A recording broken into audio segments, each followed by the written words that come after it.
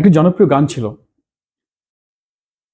আমার বিচার করো তুমি, তোমার বিচার করবে কে, শোনো মহাজন। আসলে এই গানটা শুনে কিনা আল্লাহ জানে, এক মহাজন ছুটে আসলো। যদিও লোকজন সুধী মহাজন বলে। মহাজনকে তো একেবারে মাসিহা ভেবে জনতা তাকে তার প্লেন ট্র্যাক করা শুরু করলো। আসছে আসছে, রাজা আসছে। সবাই জানে যে এই রাজা জনগণের অনুরোধে আসছিল, কিন্তু আসলে কি, আসলে এই রাজা ছিল সেই পুরনো শকুন, যাকে বললাম যে সে মার্কিনীদেরই লোক।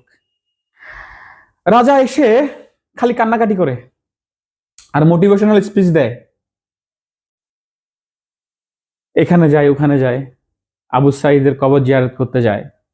সবাই ভাবলো যে রাজা তো হয়তো এবার একটা সিস্টেম পরিবর্তনের জন্য ডিবেটের আয়োজন করবে, কোনটা বেটার সিস্টেম এটা জনগণের সামনে উপস্থাপন করবে এবং হচ্ছে এই পুঁজিবাদ থেকে মানুষকে রক্ষা করবে। কিন্তু রাজা ওসব কিছুই করলো না। রাজা হলো ট্রান্সজেন্ডার নিয়ে কথা বলছিল, ট্রান্সজেন্ডারের অধিকার, এবং আমাদের শিক্ষা ব্যবস্থা পরিবর্তন করে দিচ্ছিল, বাচ্চাদের সিলেবাস পরিবর্তন করে দিচ্ছিল। এভাবেই হচ্ছে কি রাজা গেল রোহিঙ্গা ক্যাম্পে, ওখানে গিয়ে তাদেরকে বলছিল চট্টগ্রামের ভাষায়, মানে রোহিঙ্গা ভাষায় অনেকটা, সাম্মর বছর তোমার লগে গজ্জুম তোমার দেশে। কিন্তু এই সবগুলোই যে হচ্ছে কি একেবারে চরম মিথ্যাচার ছিল, তা তো আমরা পরে বুঝলাম। এবার রাজার সাথে কিছু উজির আসলো, আশিক দেওয়ানা। ওমা জাতি তো খুশিতে আত্মহারা, কি সুন্দর ফুটফুট করে ইংরেজি বলে। সৈয়দ মুস্তাফা আলী শুনলে বলতেন যে গাঁ গাঁ করে ইংরেজি বলে, এবং সবাই আশা করলো যে কি এবার মনে হয় দেশের ডলারের বন্যা বয়ে যাবে।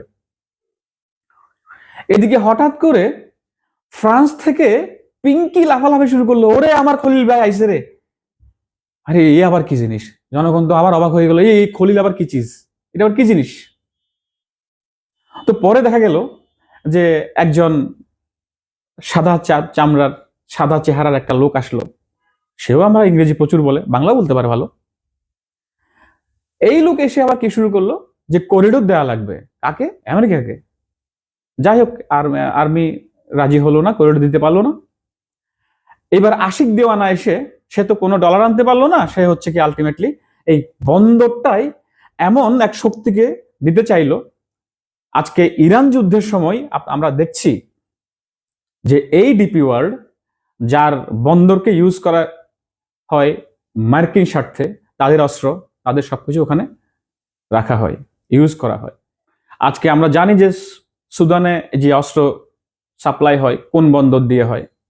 আমরা আজকে জানি যে এই যে সোমালিল্যান্ড নামে নতুন একটা দেশ বানানো হচ্ছে, সোমালিল্যান্ড, যেই দেশটা বেসিক্যালি ইসরায়েলের অধীনে আছে, এবং এই সবগুলো ষড়যন্ত্র করা হয় এই ইউএইর অধীনে থাকা এই বন্দর, এই বন্দর পরিচালনা গ্রুপ ডিপি ওয়ার্ল্ডের অধীনে।